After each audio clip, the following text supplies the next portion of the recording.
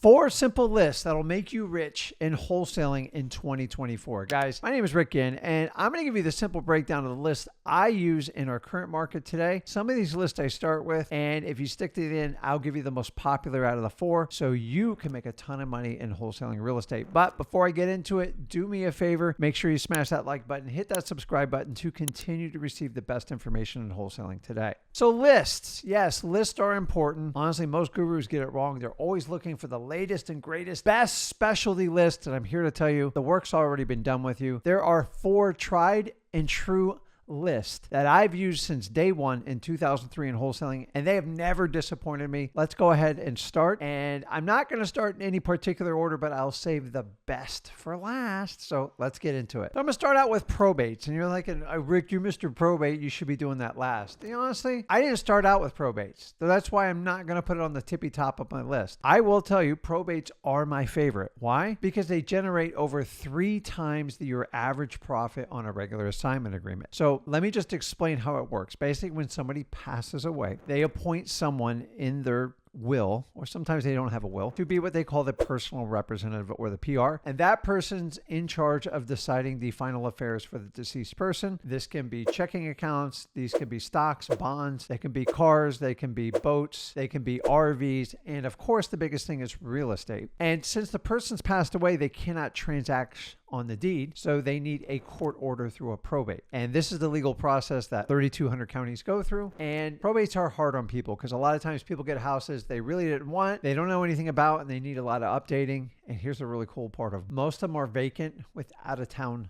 owners. And when you put all this together, they're one of the most prime pieces of real estate for wholesaling. Why? Because there's no giant rush to get it sold. You're not under the typical stress like you are on a regular wholesale transaction. Sometimes it can take 60 to 90 to 180 days to get it sold. And if you work with me through freewholesaling.com, I'll teach you how to have a competitive advantage of all your competitors and show you actually how you can buy a probate deal before the probate's even done. You see, all the lawyers tell you can't do it. I'm here to tell you can't do it. Guys, I love probates. Now, you're probably asking me, how do I get probates? It's real simple. Go down to your county courthouse and ask the person behind the desk, usually a very nice young lady or a gentleman, and they'll explain the probate process to you. They'll tell you where to pull the files, how to look them up, and how to find the PR in it. And if you're fortunate enough to be in a larger county, you can actually pull these records online. Sometimes they're going to charge you for it. Remember, be patient when getting probates, and the more often you pull the probates, the better chance you have, because it's all about speed to lead. Now, here's the cool part. You could probably work 2 full-time jobs and easily do probates. They don't cost a lot of money, but they are slow. You got to be very patient, and you got to be a very, very good listener. If you guys want to do more deals like this, check it out over in freewholesaling.com. I love probates. Full disclosure, I didn't start out doing probates. That's why I did not put it on the top of my list. Do probates, guys. You will not regret it. Coming in number 2 is the eviction list. And the reason why I picked this at number 2 is because I'm going to pull this exact same list on the same place I'm getting probates. So usually you have a county courthouse, you have a probate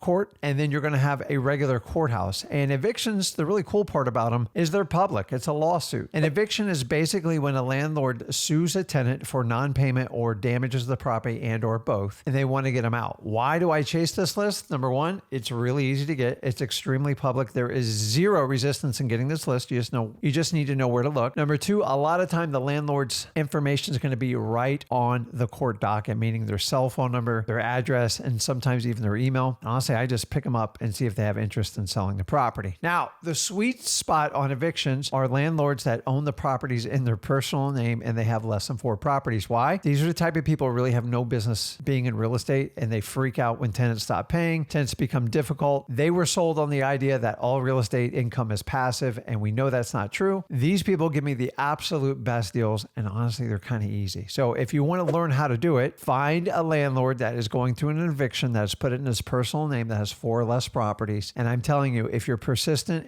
and you hit the landlord at the right time, the best time to sell is when the property's vacant, earning no money, and it needs a ton of work. This is usually when they're going to cut you a deal. And while you're already there getting probates, you can go over and get the eviction list. This is a very public record. You should get little to no resistance in getting this list because a public lawsuit requires full disclosure to the public. And for that reason, I love evictions. Now, I don't make the most on evictions, but they usually go very fast when I do them. The key here is to avoid professional landlords, people that own hundreds of properties, because they're not going to hear you out. Number two, they're going to waste your time. And number three, they rarely ever do a deal with a wholesaler. So find that fresh new landlord that watched a flip show and decided to become a landlord. They are the best ones to get the best wholesale deals, guys. And you're already at the courthouse, so go ahead and do it. I've done evictions since day one, and they're extremely steady and they work. And for that reason, I would never stop doing them. Coming in at number three, which is fresh in, is off our tax delinquency. Now, to be honest with you, I've always done this from day one. And tax delinquency is basically when people get behind on paying their property taxes within their given county. Remember, these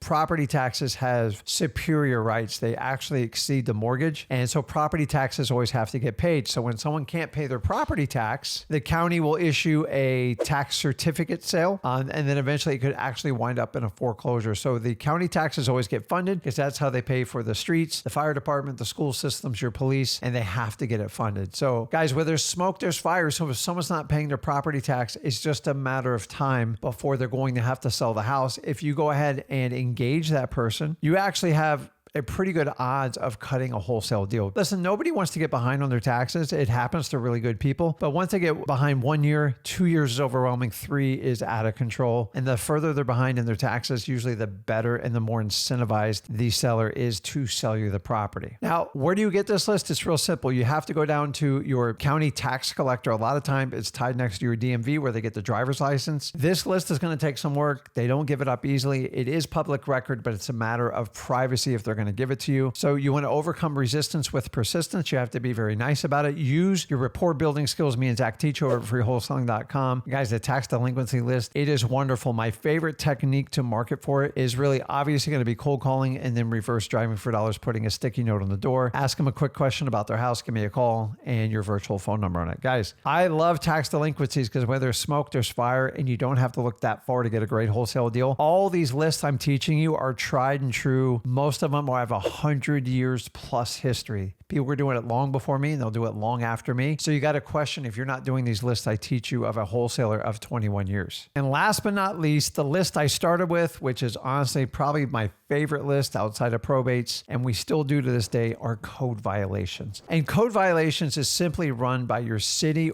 and or county departments. They're usually connected next to your building department, or if you have a city police department, they're usually connect there where they do building permits and zoning and all that fun stuff. And then basically when someone's grass gets too high, or they put a blue tarp on the roof, or they board their windows up too long, they get a violation. And the purpose of these violations, code violations, is to keep the city beautiful and keep property values up. Now, either the neighbor reports you or a city employee drives by and tags the house. And then once your house gets tagged with a violation, you usually got about 30 days to correct it. If you don't do that, they'll actually levy fines against your house for like $50 to $100 a day. And it can really add up if the homeowner disregards it. And guys, you know what I say, where there's smoke, there's fire. We need to look for motivated sellers. So if someone is letting their grass grow high or they've got boarded up windows, I don't believe they do it on purpose. And I always look at that as a sign is they possibly need help. And that's where I'm going to offer my wholesaling services. You can offer your wholesaling services to help people out of the jam. Wholesaling is nothing more than solving people's problems. Remember, the real estate is just a side effect. So when I get my code violations, and how do I get that list? You simply got to go to your city or your county's office and request it. You will get resistance on this list. You're going to have to use the tried and true tricks that I teach you at freewholesaling.com to use your rapport, use your charisma, use your charm, and overcome resistance with persistence. Guys, you won't get every list, but man, you've got to get this code violation list. To be honest with you, I did so well with this code violation list in the beginning. It's all I really needed. I found so many people with problems, and I didn't get everybody, but I'm just telling you, code violations really got me through my first 2 years of wholesaling. And this is the reason I saved this list for last. If you're not doing code violations, do it. I am just telling you, because the old theory where there's smoke, there's fire, it works. Code violations have been going on for over 100 years. And every one of these lists that I've taught you on this 1 through 4, they're all 100 years history. And sometimes it is the tried and true methods that work the best. And code violations is no difference. Now, it's not a giant list and you have to sort through. The only ones I pursue on that list is going to be landscaping, piping issues, high grass, deferred maintenance, boarded up windows, and like holes on the roof or anything that, or like an abandoned house. Those are the ones I attack. I don't attack old cars on the side of the house or you painted the house the wrong color. I don't really get anywhere on that. So find houses that need help through the code violation. So this is like the county or the city going out and doing driving for dollars for you. If you can get that list, it is so powerful. And the more often you get the list, the better you do, but at least get this list at least once a quarter. And those of you guys that work it, that get no resistance, I want you to work it every month. Guys, where there's smoke, there's fire, and all four of these lists hit that